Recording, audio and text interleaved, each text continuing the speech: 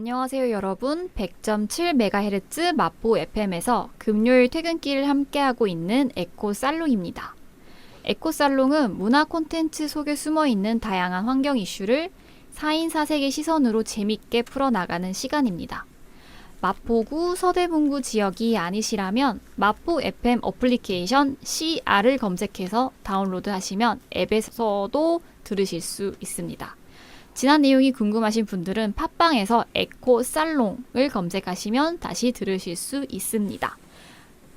오늘의 에코살롱 진행을 맡고 있는 저는 여름휴가 계획 중인 김라마입니다.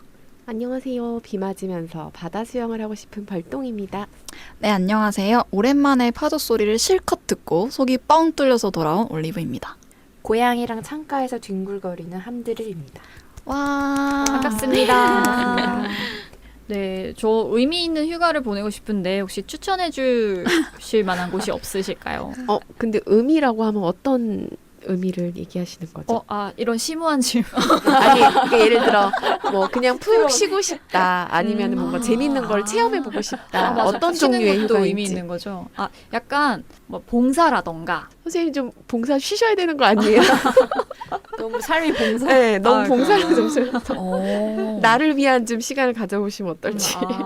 지인의 지인이 사과 과수원을 하셔가지고 음. 거기 가서 숙식을 제공받고 와. 사과 따는 걸 좀 도와드릴까 했는데 지금 뭐 장마 때문에 좀 난리가 나기도 했고 여의치 않아서 주변에 혹시 농장이나 농촌 일손이 많이 부족하다고 맞아요. 해요. 그래서 추천해 주실 만한 곳이 있으면 장정 2인에 노동력 제공 가능합니다. 제보 많이 해주세요. 네. 알겠습니다. 개인적으로 아는 데는 없고 우프라고 혹시 아세요? 여러 군데에서 체험을 하실 수가 있어요. 자신이 좀 골라가지고 예를 들어 사과 따기가 맞다?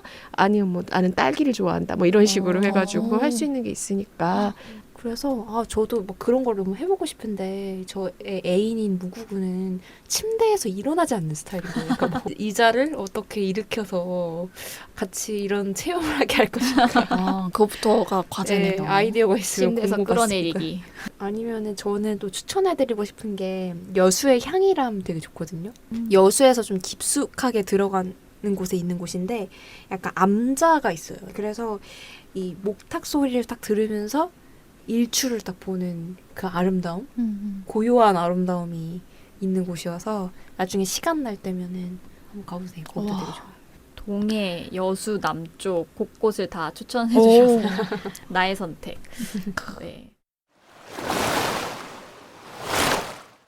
지난주에는 저희가 애니메이션 월2를 보고 그 속에 나온 여러 가지 소비에 대한 이야기를 좀 나누어 보고 거기 나온 월리나 이브라는 캐릭터에 대한 이제 덕질을 저희가 좀 했죠. 너무 애정하는 캐릭터들이라.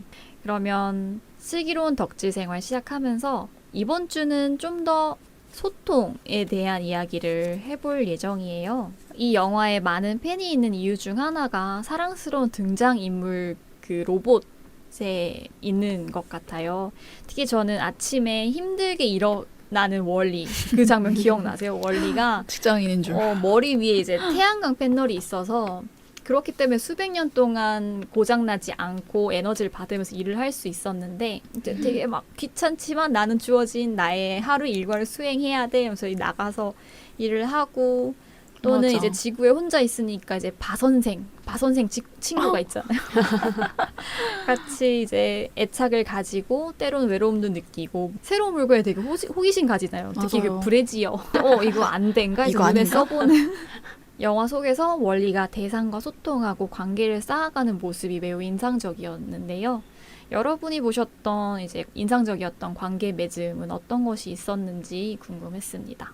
저는 월이의 관계를 맺음에 있어서 어린아이 같은 모습? 이렇게 관계를 맺어야 되는데라는 생각이 드는 거예요. 맞아요. 현대 사회에서는 기브 앤 테이크를 하니까 관계에서 물론 내가 무조건 누군가를 위해 뭐 헌신하고 뭐 마음을 쏟고 그걸로 인해 상처받고 뭐 그럴 필요는 없지만 그래도 뭔가 순수하게 상대방하고 마음을 교류하고 대가 없이 무언가를 서로 주려고 하고 그런 마음이 조금 많이 사라진 사회에서 살고 있잖아요. 맞아요. 그래서 그런지 그 월이의 그 순수하고 재지 않는 그런 모습이 너무 맞아요. 사랑스럽더라고요. 저도 새로운 사람을 만나고 관계를 맺을 때 내가 방금 한 말이 불편하지 않았을까 하면서 말 걸기가 굉장히 주저하게 되는데 월이는 그냥 자기 이름부터 말하잖아요. 월이 이러면 상대방이 자연스럽게 이름을 말하고 그래서 막 사람들이 이상하게 쳐다보지만 희한하게 쳐다보지만 굉장히 귀엽게 또 쳐다보는 그런 그게 월이라서 가능한 것도 싶기도 하고 제가 그러면 좀 이상하게 쳐다볼 수 있을 것 같고 아니 그 그래서- 목소리로 월이 성대모사 한 번 하면 누구나 다 호감을 가지게 될 것 같아요. 어이 귀여워. 이게 왜 이름 세 글자니까 어렵네요. 월이. 네. 귀여워. 아무튼 이런 월이의 귀여운 모습이 저는 되게 좋았던 것 같아요. 네. 맞아요. 심지어 월이는 거기서 인상 깊었던 게 초반에 나오는 게 2부가 나오기 전에 나오는 존재가 있죠. 아주 작은 그 바퀴벌레인가요? 아니면 뭐 메뚜기인가요? 어떤 선생. 곤충이 나오는데 그 곤충이랑 교감하는 장면이 너무 맞아요. 귀여웠어요. 맞아. 실수로 이제 밟고 지나갈 뻔했다가 깜짝 놀랬는데 바 맞아. 선생은 다시 깨어나죠. 보잉 하면 가지고. 맞아. 아무도 남겨지지 않은 지구에서 물론 바 선생은 남겨져 있지만 누구보다도 인간다움을 유지하고 있었던 게 너무 인상적이었는데 문득 그런 생각이 또 들었어요. 인간다움이라는 건 또 무엇이지? 우리가 정의하고 있는 인간다움, 우리 인간이 정의하는 인간다움 뭐지라는 의문이 들었는데 드릴님 어떻게 생각하셨어요? 저는 인간다움이라는 게 존재할까라는 생각이 조금 드는 거예요. 뭐 예를 들어서 뭐 이타적이고 타인과 관계를 맺는 그런 모습이 인간다움인가? 그렇겠지만 다른 동물들한테 또 있는 모습이고 그렇다고 또 뭐 본능적으로 막 잔인하고 뭐 나보다 약한 사람을 누르려고 하고 약간 이런 것도 사실 동물한테 다 있는 습성이잖아요. 그래서 일단 인간다움이라는 것 자체가 존재하는 건가? 이런 생각이 조금 들었고 인간다움이라는 거에서 결국 이렇게 정의 내릴 수가 없는 것이 아닌가 이런 생각도 조금 들었거든요. 그리고 이렇게 인간이라는 존재가 복잡한데 그럼에도 불구하고 인간을 믿고 관계를 맺고 살아가야 된다면 그 이유는 어디서 찾아야 될까? 이런 복잡한 인간 존재를 우리는 왜 서로 관계를 맺고 살아가야 되는 걸까라는 의문도 던져봤습니다. 저는 약간 월이의 장면 중에서 저만의 인간다움을 찾았던 것 같아요. 그 월이의 후반부 중에 엑시엄이 기울잖아요. 그리고 기울고 사람들이 전부 아래로 떨어지는 장면이 있었어요. 그때 주요 캐릭터 중 하나였던 존이랑 메리라는 여성과 남성이 있었는데 존이 떨어지려는 메리의 손을 잡았다가 위에서 애기들이 떨어지는 걸 보고 메리가 존 꽉 잡아요 하면서 애기들 꽉 잡아요 하면서 잡았던 손을 놓고 애기들을 이렇게 다 같이 이렇게 껴안는 그 존과 메리가 그렇게 협업하면서 아이들을 같이 데리고 밑으로 떨어지는 장면이 있었는데 그걸 보면서 저는 약간 나만의 인간다움을 뭔가 찾은 것 같다고 해야 되나? 그래서 저도 그 장면을 보면서 낙관적인 좀 긍정적인 생각을 하게 됐고 결국 인간다움이란 저는 뭔가 따뜻한 이미지가 사실 먼저 떠오르기는 해요. 그렇지 않으면 내가 나 스스로를 인정할 수 없을 것 같아요. 그렇지 않아요? 저는 조금은 생각이 다른데 어떻게 보면 나의 밑바닥과 나의 가장 밝은 부분을 보고서도 그러고서도 살아가는 길을 찾는 것? 그곳에 답이 있지 않을까 저는 개인적으로 좀 생각을 해요. 왜냐하면은 만약 나 자신과 뭐 다른 사람에게 대해서 굉장히 낙관을 가지다 보면 그만큼 상처나 실망이 되게 크거든요. 내 올리브님의 이런 순수함이 월이었죠. 순수함을 지켜주고 싶은 마음에서 맞아요, 약간 맞아요. 그런 생각이 저는 조금 들더라고요. 저는 또 인간다움이 있으면 인간도 결국 동물의 한 종류잖아요. 인간다움이 있으면 까치다움도 있을 거고 개다움도 있을 거고 이제 언어로 표현하지 않아서이지 다른 동물들도 그런 정의에 대해서 고민하고 있지 않을까요? 이제 까치들끼리 모여서 아침에 지렁이 먹으면서 까치다움 무엇일까? 근데 저 갑자기 그 얘기하니까 하나 궁금한 게 동물들은 그냥 존재하잖아요. 그러니까 뭐 그냥 굳이, 살죠. 그냥 생존. 살아가면서 굳이 뭐 예를 들어 까치와 제비의 차이를 뭐 고민하거나 그러지 않잖아요. 왜 이렇게 인간은 꾸역꾸역 인간과 침팬지는 뭐가 다르지? 인간의 동물과 뭐가 다르지? 이걸 왜 이렇게 인간을 고민을 하는 걸까 계속 그런 것도 약간 궁금하더라고요. 제가 어디서 들은 게 있는데 결국은 그 동물들도 그렇고 인간들도 그렇고 그 생존하기 위해서 이렇게 진화를 해왔다 이런 걸 들은 적이 있어요. 근데 인간이 아주 옛날로 거슬러 가면 가장 취약한 존재였잖아요. 그러니까 뭐 힘이 세지도 않고 몸에 털도 없고 그러다 보니까 이제 계속 뇌가 발달하기 시작했고 그러다 보니까 스토리텔링을 하게 되고 그렇게 되면서 이런 이야기들 아니면 뭐 인간다움, 철학 이런 형이상학적인 것들에 대해서 많이 이야기하게 되는 것 같은데 좀 약간 냉정하게 들릴 수도 있는데 저는 그냥 결국에는 생존의 문제로 이게 모든 게 진화되지 않나? 그렇게 뇌가 발달하고 우리의 신체 구조가 발달하고 그래서 이런 이야기도 결국은 그런 맥락 가운데 하나가 맞아요. 아닐까 좀 그런 생각이 들었어요. 맞아요. 약간 사고의 힘이 인간의 생존 전략이었던 것 같아요. 새들은 날개가 있고 코끼리는 힘이 있고 그랬을 텐데 인간은 뭣도 없잖아요. 되게 나약한 존재인데 사고를 하면서 힘을 얻지 않았을까. 또 한편으로는 약간 궤변일 수도 있겠지만 저는 그런 생각이 들어요. 생존을 위해서 고군분투해야 되는 시간이 짧잖아요. 잉여 시간이 많다 보니 계속 이제 뇌가 발달하고 사고를 계속 해오지 않았을까. 그런 나는 어디서 왔으면 어디로 가는가 이런 고민들을 좀 해왔던 것 같아요. 저 또 하나 드는 질문이 있는데 마지막 씬에서 인류가 결국 지구로 돌아가는 선택을 하잖아요. 계속 우주에서 윤택한 생활을 하다가 이브가 갖고 온 새싹 하나를 보고 지구가 소생되어 있다는 힌트를 얻고서 우주선을 다시 돌려가지고 지구로 돌아가잖아요. 근데 실제 월이와 같은 상황이었으면 인류는 지구로 돌아가려고 했을까요? 그것도 좀 궁금하다. 저는 그 어떤 단어가 좀 생각이 났는데 바이오필리아라는 말 혹시 들어보신 적 있으세요? 어려워요. 뭐예요? 네. 설명해 주세요. 그게 이런 말이래요. 그리스어에 뭐 어원이 있다고 하는데 인간의 마음과 유전자에는 그 자연에 대한 애착과 회귀 본능이 내재되어 있다라는 이게 뭐 학설이 있대요. 이제 논문 중에 하나니까 이게 뭐 진리다 이건 아니지만 근데 어느 정도 조금 그런 것 같긴 해요. 그래서 자연을 그렇게 접하지 않은 사람을 예전에 제가 좀 만난 사람이 있었는데 완전 도시남이었어요. 그런데 이제 저는 자연을 좋아하다 보니까 계속 이렇게 접하다 보면 자기 안에 그게 있어서 내가 이런 걸 좋아하는지 몰랐다. 바다와 하늘에 있는 달만 봐도 이렇게 아름답구나 느껴본 적이 한 번도 없었다는 거예요. 네. 그래서 너무 그렇죠. 근데 그런 것들을 느끼게 되더라고요. 돌아가지 않을까 싶어요, 저는. 저도 돌아간다의 한 표. 왜냐하면 인간의 호기심과 새로운 세상에 대한 여행, 탐험 욕구는 왠지 DNA 안에 박혀 있을 것 같다는 생각이 들었어요. 뭐 약간 뒤처리 생각을 잘 못했을 수도 있을 것 같아요. 그러니까 내가 지구로 돌아감으로써 고민해봐야 되는 또 겪어야 할 문제들을 사실 모를 거 아니에요. 엄청난 미래의 후손들이니까 그냥 일단 너무 궁금하고 일단 선장의 어떻게 보면 선장의 일방적인 선택이잖아요. 배 안에 같이 있던 사람들 얘기는 안 들어봤는데 이상적으로 끝나진 않았나 이런 생각도 들긴 하는데 저도 그래도 궁금하니까 가지 않을까에 한 표를 걸어봅니다. 저는 실제 이런 상황이었으면 투표 같은 거 하지 않았을까? 네, 그러니까요. 스릴님 다워. 그러니까요. 약간 그런 현실적인 생각을 해봐야 돼요. 동심을 파괴해서 죄송합니다. 이런 의견도 필요하죠. 근데 진짜 그 결정을 선장 혼자서 그러니까 갑자기 한 거는 맞아. 갑자기 사람들은 영문도 모르고 갑자기 배가 엄청 빠르게 막 어디를 가. 사람들이 갑자기 으아 그러고 영화에 좀 마무리가 좀 급한 느낌이 들긴 했잖아요. 거기 있는 선장도 그렇고 살고 있는 사람들도 그렇고 사실 수백 년이 지났기 때문에 지구에 대해서 알고 있는 사람이 남아있는 상황이 아니잖아요. 그렇기 때문에 돌아간다라고 하는 개념에 동의를 하지 못하고 그냥 이 사람들한테는 또 새로운 개척이었을 텐데 그런 선택을 했다는 게 되게 영화스러웠습니다. 등장인물에 대한 우리의 애정을 좀 더 깊이 파보았고요. 잠시 쉬었다 돌아오도록 하겠습니다. 슬기로운 덕질 생활 계속 이어나가겠습니다. 월2 애니메이션 속에 표현된 캐릭터 등장인물에 대한 이야기를 해보았죠. 이제 눈을 돌려서 영화 속 인간에 대한 이야기를 좀 해보려고 해요.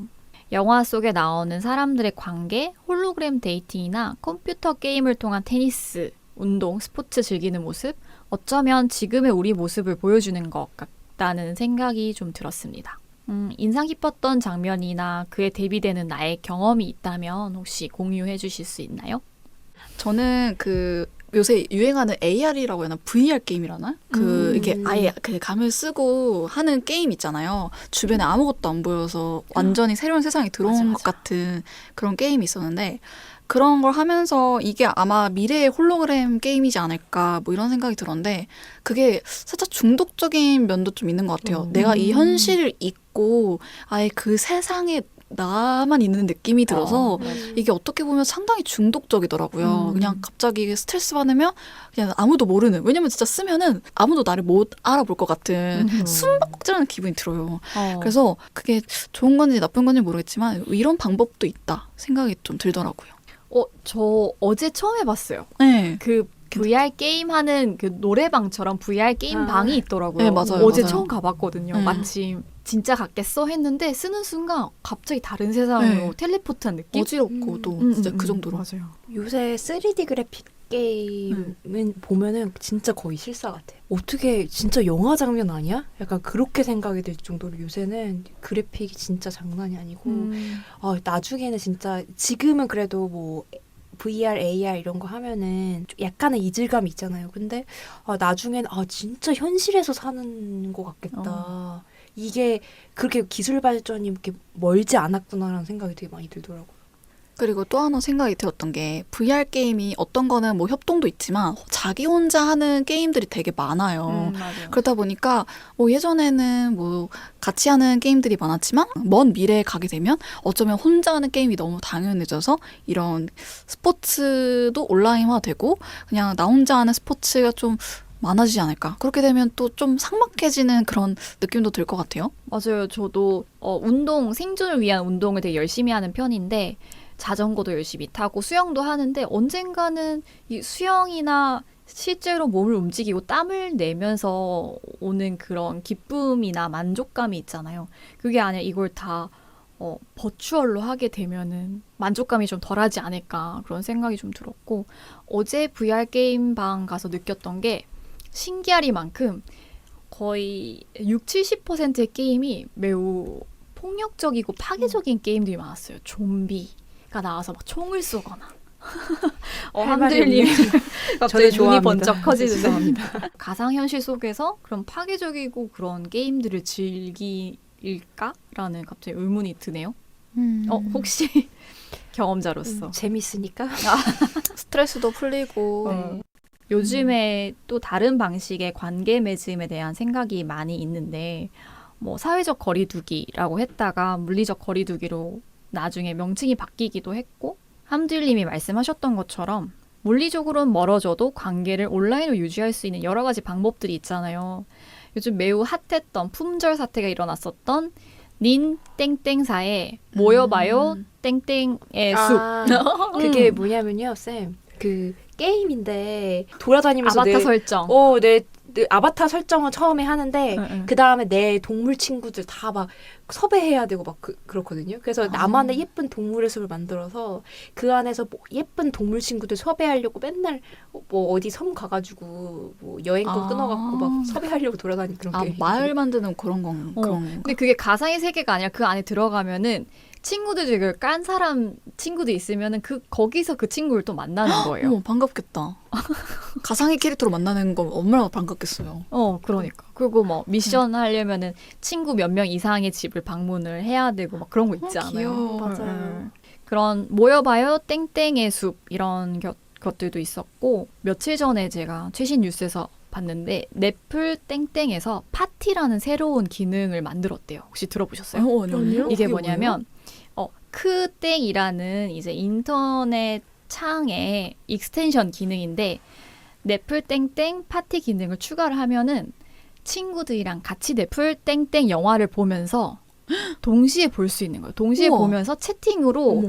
야, 지금 뽀뽀한다. 약간 이런 식으로. 완전 너튜브랑 비슷한 느낌이네요. 실시간 막 그런 라이브처럼. 그쵸. 라이브로 영화를 보는 거네요. 같이 이제 방에서 DVD 틀어놓고 보면서 놀았던 그거를 약간 온라인으로 한 거죠. 어머, 좋다. 매우 신선했습니다. 그렇게 여러 가지 기술이 발전하면서 소통을 이어가고 있는 것들이 기억이 났어요. 네, 소통이 주제다 보니까 갑자기 좀 생각이 드는데 지금 예를 들어 우리가 소통하는 방식이 요즘에는 그러니까 의견이 좀 다른 사람들이 이렇게 한다기보다는 취향이 비슷하거나 가치관이 비슷한 사람들끼리만 좀 소통이 더 강화되는 것 같아요. 넷플 땡땡 이야기를 들으니까 거기도 취향이 비슷한 사람이 비슷한 영화를 볼 거 아니에요. 거기서 나오는 이야기들이 또 비슷할 것 같고 그래서 이런 좀 온라인 시스템이 발전하면서 오히려 그러니까 다양한 사람들을 만난다기보다는 지역적으로는 조금 물리적으로 멀리 있는 사람을 쉽게 만날 수는 있지만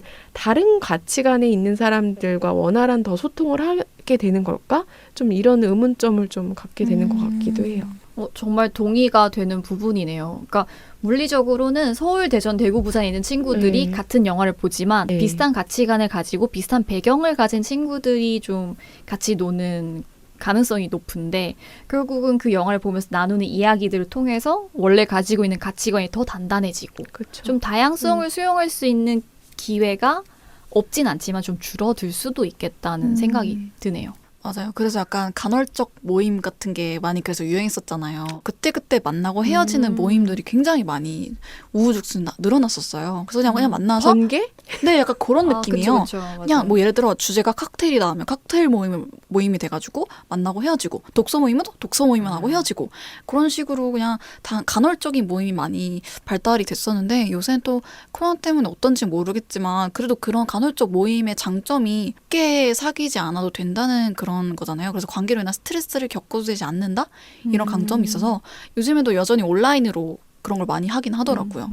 다들 뭐 맥주 모임이다. 맥주 들고 계시죠? 하면서 이렇게 맥주 마시면서 화상회의도 하고. 근데 넷플의 그런 기능이 되게 좋은 간헐적 모임에도 굉장히 잘 쓰일 것 같긴 한데요. 재밌을 것 같아요. 저희도 한번 해볼까요? 좋아요. 좋다. 어떡해요? 우리도 딱 4명이네요. 그렇네. 우리 다음 넷플 영화 선정할 때 한번 같이 해볼까요? 좋다. 근데 이제 문제는 월의에서는 사실 그게 되게 극단적으로 진행된 경우잖아요. 지금은 뭐 우리가 홀로그램을 하면서 그래도 인간과 그나마의 소통을 좀 하고 있지만 월의에서는 아예 친구 사이인데 바로 옆에 있는 친구조차 몰라볼 정도로 굉장히 많이 가까이 있지만 심리적으로 굉장히 먼 그런 장면들이 나왔었는데 그런 걸 보면서 지금은 물론 괜찮지만 먼 미래를 생각했을 때는 좀 무섭긴 무섭다. 약간 이런 생각도 들더라고요. 네. 이런 환경에서는 연애를 어떻게 할까 이것도 되게 궁금하더라고요. 월의에서처럼 홀로그램만 띄워놓고 어, 그냥 연애를 하는 거예요. 맞아. 데이트도 가상 그렇겠다. VR로 가상 이렇게 쓰고 자기야 우리 여기 왔어 이렇게 해서 이런 식으로 직접 만나지 않고도 연애하는 느낌을 느끼게 하는 그런 기술이 발달했을 것 같긴 해요. 영화 그 허에서 네, 보면 나오잖아요. 맞아요. 진짜 맞아요. 너무 리얼하고 봤어요. 그 정도의 자기의 맞춤형으로 쏙쏙 원하는 네. 것만 원하는 맞아. 듣고 싶은 말만 해주고 모든 취향을 다 맞춤형으로 해줘서 근데 그만큼 상실감이 되게 큰 것 같아요. 맞아요. 이 아까도 좀 얘기했는데 제가 그 문제점이 뭔가 생각했는데 이 관계라는 게 무엇일까 우리가 정말로 소통하고 그 사람의 진심을 알고 이런 거는 우리가 좋은 거, 뭐 실망하고 싸우고 울고 웃고 하면서 그 관계라는 게 이렇게 조금 다져지는 건데 좋은 면만 보고 아 내가 뭔가 안 맞아 그럼 딱 돌아설 수 있는 그 관계가 뒤돌아서면 굉장히 마음이 헛헛해지고 뭔가 기반이 없는 그런 느낌이 들진 않을까 좀 그런 생각이 들었어요. 맞아요. 뭔가 관계라는 것은 서로 다른 면이 있고 부족한 면이 있어도 그걸 있는 그대로 받아줄 때 그때 진짜 이 사람과의 관계에서 위로받고 충족되는 느낌이 들잖아요.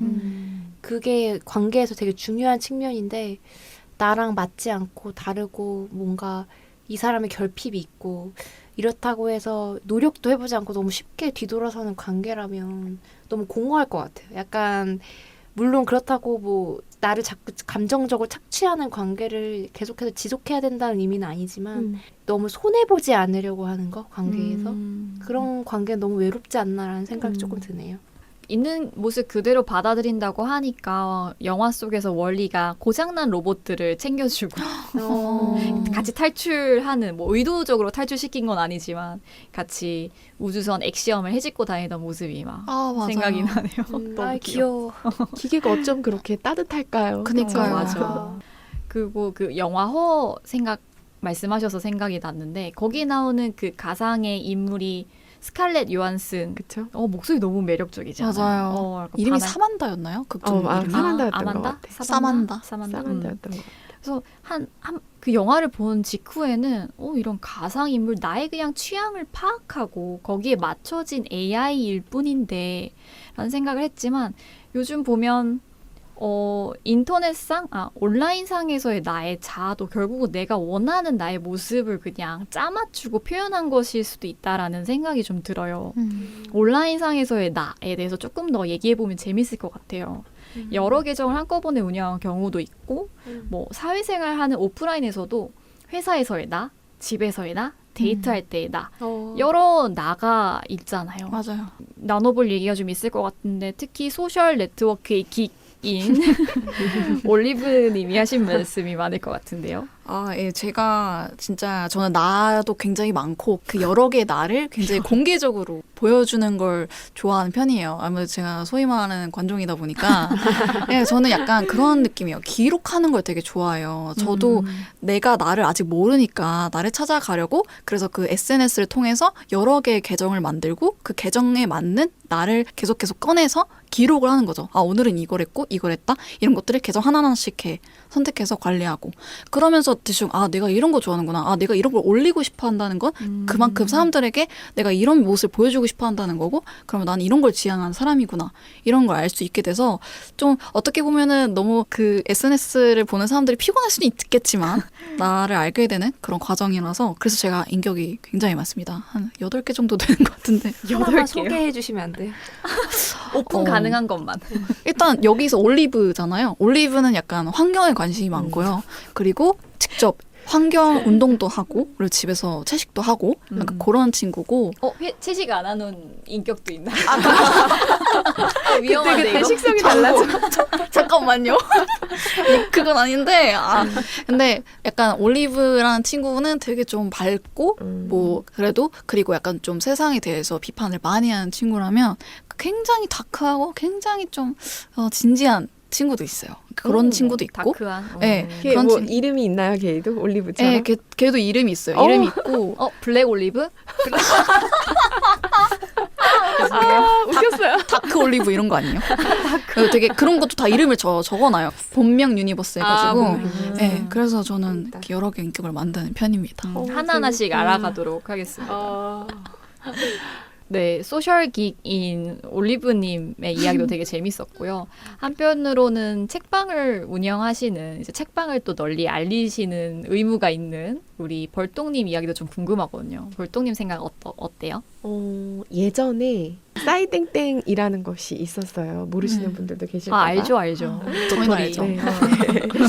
그러니까 그걸로 시작을 해갖고 페이땡도 있고 또 이제는 그 인스땡도 있는데 인스땡 같은 경우에는 저도 이제 그 사진 위주잖아요. 네. 이제 페이 같은 경우만 해도 어떤 글이 좀 위주였고 친구들과의 어떤 연결을 해주는 거였다면은 인스야말로 정말로 그 사진과 비주얼로 모든 걸 말하는 그쵸. 게 아닌가 싶기도 그쵸. 해서 고민을 좀 많이 하기도 했는데 맞아요. 지금은 어쨌든 일을 함에 있어서 어떤 홍보와 어떤 공지할 게 좀 있으니까 그걸 좀 활용을 하는 편인데 좀 고민이에요. 저 안에도 약간 그런 부 캐릭터가 존재하고 있답니다. 8개까지는 아니지만 한두 개 더 있는 것 같아요.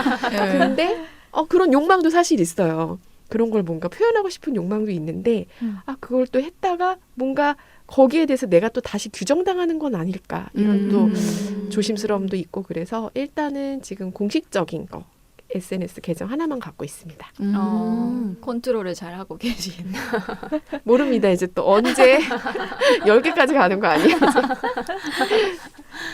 저는 최근에 제 부캐 캐릭터로 옹졸한 햄스터라고 옹졸하는 단어도 너무 웃겨. 그니까요. 그 세 가지. 왜 제가 이걸 지었냐면은 얼마 전에 꼰대 테스트라는 걸 했거든요. 나의 꼰대 성향 알아보기 이런 테스트 했는데 나도 한 것 같아. 그 중에서 이제 옹졸한 평화주의자라는 꼰대 유형이 있거든요. 너무 나랑 비슷한 거예요. 거기서 따왔고 어머, 왠지 저도 그럴 것 같아요. 옹졸한 평화주의자. 링크 한번 공유해 주세요. 그럼 한번 해보실래요? 청취자 여러분들도 한번 해보세요. 네. 뭐라고 검색하면 될까요? 꼰대 테스트. 네, 꼰대 테스트 한번 그리고- 검색해 보고요. 네, 햄스터는 그 옛날에 유명했던 캐릭터가 있어요. 약간 뭔가 변태 햄스터인데 아, 이거 나중에 뭐 편집할 수도 있으니 그냥 얘기할게요. 그거 합쳐가지고 이제 완전체처럼 옹졸한 햄스터. 저희 부캐로서 친해지면 친해질수록 나오는데 궁금하다. 옹졸리스. 옹졸하면서 굉장히 뭔가 음. 더럽고 야한 거 좋아하고. 맞아요. 약간 그런 마음속에 그런 거 하나쯤 있지 않습니까? 더럽고 양치하기 귀찮을 때 있고 뭐 네. 그런 거 하나씩 있죠. 맞아요. 예. 정말 있으신가요? 저만 있는 거 아닌가요? 아니요. 내 안에 흑염룡 하나쯤은 달고 사시잖아요. 예. 약간 친해지면 친해질수록 약간 멀어지고 싶게 만드는 그런 제 부캐가 부담스러운가요? 특히 이거 농담으로 한 거고 이런 인격에 대한 고민을 그렇게 많이 안 하고 사실 뭐 SNS를 하더라도 내 글을 올리는 것보다는 다른 사람의 인간 군상을 좀 관찰하는 걸 좀 좋아해서 약간 그런 거 뭐 글로 써보고 아 저 사람은 어떤 생각을 하고 어떤 삶을 살았길래 저렇게 생각하지? 약간 요렇게 뭔가 지켜보는 걸 좋아하는 거죠. 관조하는 관찰자의 시점. 약간 저는 그런 거 같아요. 저는 몇 년 동안 인별그램 계정이 있긴 한데 처음에 여행 다녀온 사진 예쁘게 편집해서 올리고 하다가 어느 날인가 좋아요 숫자나 아니면 내가 무슨 말 써야 되지? 얼마나 멋있게 써야 되지? 친구들은 더 좋은 데 다녀왔네? 약간 이런 것들 너무 이제 신경 쓰다가 약간 과부하가 걸린 거예요. 그래서 한 몇 년 동안 거의 한 3, 4년 동안 안 올리다가 최근에 약간 개인적으로 깨달음을 얻는 순간이 있어서 그 시점 이후로 그냥 좋아요 개수도 신경 안 쓰고 사진이 약간 삐뚤어대고 색감이 이상해도 전혀 신경 안 쓰고 그냥 내가 하고 싶은 사람들이랑 좀 나누고 싶은 이야기들이 좀 있잖아요. 좋은 가치를 좀 퍼뜨리거나 그런 거에 좀 집중을 하다 보니까 인별그램이 너무 재밌는 거예요. 맞아요. 그게 인터일까요? 그러니까 그 시점에 딱 도달하는 그런 이렇게 이제 과정이 있더라고요. 그래서 요즘 좀 편안하게 하고 있습니다. 꿀팁 알려드리자면 뭐요? 피드를 안 봐요. 저는 진짜? 내가 올릴 나만 것만 올려? 올리는 거야. 스토리도 그렇고 게시물도 그렇고 내가 올리고 싶은 것만 올리고 끄는 거예요. 그 댓글 달리면 댓글 달아주고 댓글 달아준 친구한테 가가지고 좋아요 좀 눌러주고 그런 식의 그 적당한 거리, 적당한 그 시간을 투자하는 거 그게 되게 건강한 SNS 하는 법인 것 같아요. 저는 네, 피드를 굳이 시간 들여 보진 않습니다. 그렇죠. 적당한 좋아요와 적당한 네. 시간. 꿀팁. 슬기로운 SNS 생활이에요. 그렇죠. 좋다 좋다. 네. 그리고 또 하나의 팁을 드리자면 핸드폰 찾는 거 귀찮아? 핸드폰 충전시키는 거 귀찮아? 앱 서랍 클릭하는 거 귀찮아? 답글 하는 거 귀찮아? 약간의 귀차니즘 있으면 맞아요. 그것도 맞아요. 귀차니즘이 나를 해방시킨다. 네, 맞아요. 좋네요. 네. 그리고 요즘 TV 매체에서도 보면은 부캐가 엄청 흥하고 있잖아요. 맞아요. 유산슬, 린다지, 다비 이모 뭐 이런 부캐가 매우 흥하고 있는데 이런 현상에 대해서는 어떻게 생각하세요? 저는 부캐가 흥하는 걸 보면서 사람들이 조금 더 자신의 다양한 모습을 당당하게 표출할 수 있게 됐구나 생각해서 좀 되게 좋았어요. 예. 저도 되게 좀 어떤 면에서 건강하다고 보는데 자연스럽게 우리 안에는 굉장히 다양한 면이 존재를 하는데 우리가 근대 교육을 받으면서 나는 누구인가, 나의 정체성을 규정하고 나의 색깔을 규정하고 브랜드를 만들어가면서 좀 하나로 획일화되는 그 틀에 매이지 않았나 좀 이런 생각이 들었는데 얼마나 갑갑했겠어요. 근데 맞아요. 이게 북캐릭터라고 이제 연예인들이 그걸 명명하면서 굉장히 일반인들이 자유함을 좀 더 얻게 된 느낌이 들었어요. 안 그러면은 쟤는 뭐 위선적이야, 쟤는 왜 이랬다 저랬다 이렇게 분별을 하는 게 아니라 북캐릭터구나. 그래서 좀 서로가 서로에게 좀 느슨하고 자유로운 걸 좀 주는 것 같아서 좋았어요. 제가 진짜 좋아하는 부캐 중에 하나가 그 조지나랑 사만다랑 마리아거든요. 그 3인방이 여운파라고 하잖아요. 그게 너무 좋더라고요. 저는. 따로 TV 프로그램 하나 나왔는데 보셨어요? 진짜요? 스피노프라고. 거기 뒤에 하는 네, 나 그 혼자 프로 뒤에 하는 나온 거. 네. 아무튼 그런 이 세 명의 케미를 보면서 사실 진짜 그 본명이었으면 사실 못했을 법한 매운맛인데 조지나니까 가능한 그런 콘텐츠가 만들어지는 게 너무 좋더라고요. 네. 저도 좋은 현상인 것 같아요. 예전에는 다중이라는 이런 이름이 있었잖아요. 그러니까 한 사람이 다양한 인격체를 가지고 있는 거 약간 다중이라고 하면서 어떻게 보면 조금 비하하는 표현이었던 것 같기는 한데 다양한 정체성을 좀 부정을 하면서 맞아. 그리고 좀 그런 것도 있었던 것 같아요. 좀 모난 돌이 정맞는다라고 하면서 튀는 캐릭터를 매우 안 좋아하잖아요. 한국 맞아요. 사회에서 맞아. 많이 바뀌고 있긴 하지만 그런 속에서 이제 억압되어 있는 나를 좀 다양하게 표출하는 좋은 방식이지 않나라는 생각이 듭니다. 그래서 제가 좀 생각난 건데 언제 저희가 좀 더 자리를 잡으면 북 캐릭터로 나와서 우리가 방송을 좀 해보면 어떨까 이런 생각도 좀 해봤어요. 좋아요. 제 부캐 중 하나가 야망가거든요. 야망가. 네, 야망을 쫓는 사람이 돼가지고 강력하게 되게 강렬한 인상을 남기겠습니다. 좋습니다. See you. 거기에 약간 입이 거친 옹졸한 냄새도 이제 저희 싸우고 이거 방송 망치고 가는 건 아니겠죠? 매운맛 에코살롱이지 않을까. 매운맛. 네, 지금까지 현대사회의 어떤 온라인상에서의 다양한 캐릭터와 문화생활에 대해서 좀 얘기를 해보았는데요. 슬기로운 덕질 생활 여기서 잠시 쉬었다가 돌아오도록 하겠습니다. 여러분은 지금 100.7MHz 마포 FM 에코 살롱을 듣고 계십니다. 슬기로운 덕질 생활 이어서 이야기해 보도록 하겠습니다. 지구, 즉 영화에서 홈이라고 묘사되는 지구로 돌아온 사람들과 기계들 그리고 걸음마를 떼는 선장은 이제 여러 가지 대상을 정의 내리면서 대상을 처음 이제 배워가고 있어요. 영화에 보면 What is soil? 그러니까 그 인공지능에게 땅이 뭐야? 땅을 정의해봐. 지구가 뭐야? 지구를 정의해봐. 그러다가 이제 밤새 그 선장이 그 AI와 대화를 하는 장면이 나오거든요. 그러면서 마치 어린아이가 새로 태어나서 자라나고 언어를 배우는 것처럼 새로 시작되는 인류 소통에 대한 새로운 관념이 시작되는 시점을 좀 보여줘요. 그래서 지구로 돌아와서 씨앗이 담긴 신발을 땅에 심고 이제 그걸 시작으로 지구가 소생이 되는데 과연 이 소생에 인간이 필요할까라는 질문을 던져주셨어요. 어떻게 생각하세요? 저는 이 마지막에 그 새싹이 자라나면서 인간도 지구로 돌아오잖아요.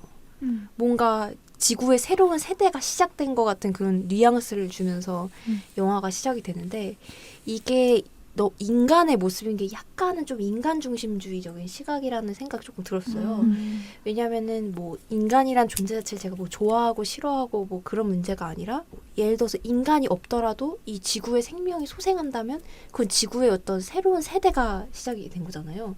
그래서 이거 조금 인간 중심적인 시각인데 좀 그런 생각도 들었고 또 나라는 존재도 인간이긴 하지만 지구의 순환 속에서 우리는 인간이 아닌 무수한 존재로서 살아가는 것인데 이게 꼭 인간이란 어떤 형태로 표현이 돼야 되나? 이런 생각이 조금 들었어요. 마지막 엔딩 씬에서. 이거에 대해서 좀 다른 생각 갖고 계신 분 있으세요? 일단 저는 다른 생각인지 모르겠는데 이 영화에 조금 비판적인 시각으로 접근을 하자면 아무래도 마지막 결말이 너무 희망적이었다, 인간 중심적이었다 이런 생각에 저도 동의를 하는데 왜냐면 그 돌아온 사람들은 왜 우리가 지구를 떠나게 됐는지 그 이유를 모르잖아요. 이게 얼마나 비엔엘이 다국적 기업의 폐해 때문에 환경오염이 너무나도 크게 발생을 해서 떠나게 된 건데 대놓고 알려주지 않잖아요. 비엔엘 측에서는. 그러다 보니까 그 영상 그 빌미를 모르는 선장과 수많은 사람들은 아무것도 모른 채 다시 지구로 돌아오게 되겠죠. 그렇게 지구로 돌아오면서 새로운 삶을 가꾸면서 또 다른 환경 문제와 또 다른 갈등이 빚어지겠죠. 그래서 결국엔 저는 이런 문제들을 좀 간과하지 않았나 이런 생각에서 조금 이 영화의 결말이 조금 어렵긴 했더라고요. 인간은 멍청하고 똑같은 실수를 반복하죠. 네, 그런 느낌? 그런 느낌? 사실 결국 우리가 인간이기 때문에 이 영화를 만든 감독도 인간이고 그렇기 때문에 인간의 시각에서 어떤 행복한 엔딩을 맞지 않았나 싶어요. 사실 맞아요. 씨앗이 발항하는 씨앗이 발견된 지구라는 것은 이제 눈이 녹는 설국 열차에 나오는 그 지구를 보는 것처럼 이미 안에서 소생이 되고 있어요. 다 되살아났고 동물의 한 종류인 인간이 없었을 뿐이지 지구는 열심히 자정작용을 통해서 아주 오랜 시간이 걸리긴 했지만 되살아나고 있고 바퀴벌레가 있다는 것은 어딘가에 다른 동물도 있을 거라는 얘기죠. 잘 살아가고 있는데 고민하던 인간이 돌아와서 다시 정착을 시작했다. 약간 이런 의의를 그냥 찍고 넘어가는 게 아니었을까라는 생각이 들었어요. 그리고 또 다른 의 중에 하나가 돌아왔을 때 사실 풀들도 많이 자랐지만 남겨진 쓰레기들이 여전히 많잖아요. 맞아. 그게 어쩌면 그 영화 엔딩에서 인간에게 남겨준 숙제? 그러니까 너희들이 새로운 삶을 꾸려나가기 위해선 이런 책임감을 또 가지고 새로운 삶을 꾸려나가야 된다. 삶의 터전이 없을 정도로 너무 쓰레기가 많잖아요. 맞아요. 그러니까 그런 과제를 안겨줬던 것 같아요. 희망과 현실? 근데 또 오해가 있을 수가 있는데 뭐 환경에 관심 있으면 인간을 싫어하는 거 아니냐 그런 오해를 살 수도 있잖아요. 근데 이거는 그런 관점에서 해석하기보다는 한번 인간이라는 존재가 지구에 어떤 영향을 끼치고 있는지 그냥 한번 생각을 해보는 것. 그리고 우리가 이 지구와 함께 살아갈 거라면 나와 다른 존재가 결국 하나의 뿌리로 이어져 있고 계속해서 영향을 주고 있고 이 지구의 어떤 유한한 자원 속에서 지금 무한으로 생산하고 있는 이런 상황에서 이 지구라는 유한한 공간을 지키면서 살아가는 법 이런 걸 인간이 좀 배워야 한다는 거. 약간 그렇게 해석을 하는 게 더 맞는 것 같아요. 저희 나중에 문화 콘텐츠를 다루는 에코 살롱으로서 킹스맨 한번 다뤄봐도 재밌을 것 같아요. 인류의 오. 반을 날려버리는 그 사뮤얼 잭슨 그 캐릭터의 이제 논리나 세계관에 대해서도 얘기해봐도 재밌을 것 같습니다. 아, 맞네. 네, 그러면 슬기로운 덕질 생활 여기서 마무리하고 잠시 후에 에코 서머리로 돌아오도록 하겠습니다. 여러분은 지금 100.7MHz 마포 FM 에코 살롱을 듣고 계십니다. 이제 오늘의 마지막 코너 에코 서머리만을 남겨두고 있습니다. 먼저 각자의 한 줄 평부터 들어볼게요. 귀여운 월리와 이브가 나오는 월이 다들 어떠셨어요? 저는 이 영화가 되게 관계에 대한 영화라고 많이 생각이 들었어요. 월리와 이브의 관계뿐만 아니라 인간과 기계, 인간과 지구, 뭐 여러 가지 이런 관계들이 표현이 되었다고 생각이 들고 이게 결국에는 마지막 엔딩 크레딧에서 한 자리에서 다 만나잖아요. 그게 저는 되게 좋았고 우리가 각자의 어떤 방향이 다르지만 결국 뭐 죽으면서 자연으로 다 돌아가잖아요. 자연의 순환 속으로 다 돌아간다는 의미에서 우리의 존재가 다 연결돼 있고 결국 하나의 지류에서 만난다는 생각이 많이 들어요. 결국 나와 올리브 사이에 무슨 차이가 있나. 죽으면 만날 건데. 약간 그런 생각이 좀 들거든요. 그래서 저의 한 줄 평은 이 만남, 기다림, 상실이라는 관계의 여러 단계를 거쳐서 결국 하나의 거대한 지류에서 우리 모두가 만날 수 있기를 이렇게 끝맺겠습니다. 감동이에요. 저의 한 줄평은 유토피아엔 디스토피아가 있고 디스토피아엔 유토피아가 있다라고 한 줄평을 남기고 싶은데요. 비록 워리가 살고 있는 지구는 쓰레기로 뒤덮인 디스토피아 그 자체였지만 워리는 그 속에서 나름대로 자신만의 삶을 꾸려나갔고 또 이브라는 친구를 만나면서 새로운 유토피아를 만들어 나갔던 것 같아요. 그 점이 좋았던 것 같습니다. 저는 약간 영화의 후반부가 생각이 나는데 조종사가 그 선장이죠. 액션 선장이 나중에 진실을 알게 되잖아요. 그러면서 깨달은 말이 나는 계속 여태까지 앉아만 있었어. 그러고 그런데 이제 방송이 나와 여기 있으면 당신은 생존할 수 있습니다. 그러니까 마지막 이 한 문장 대사로 마무리 짓도록 하겠습니다. 난 그냥 생존만 하고 싶지 않아. 근데 저 방금 허벅지에 소름 돋았어요. 그랬구나. 네, 김라마의 한 줄 평입니다. We have to go back. 영어로 한 영어 담당입니다. 네, 선장의 결심처럼 우리는 지구로 돌아가야 함과 동시에 지구에 있는 우리 모두는 지구를 원래대로 되돌려 놔야 하는 책임을 가지고 있습니다. 네, 사실 지금 한 줄평 하면서 매주 여러분 너무 멋있게 하셔가지고 한 줄평에 너무 힘줘야 될 것 같은 느낌. 아, 진짜요? 좀 부담되는데 오늘 약간 담백하게 영어로 마무리해봤습니다. 제일 멋지셨는데? 제일 힘이 들어갔는데. 통했나요? 오늘 너무 재밌었고요. 네, 그러면 이제 아쉽지만 에코살롱 마무리하고 인사드리도록 하겠습니다. 저는 김라마, 발동. 올리브. 함드릴이었습니다. 청취자 여러분 건강한 한 주 보내세요. 감사합니다. 안녕. 안녕.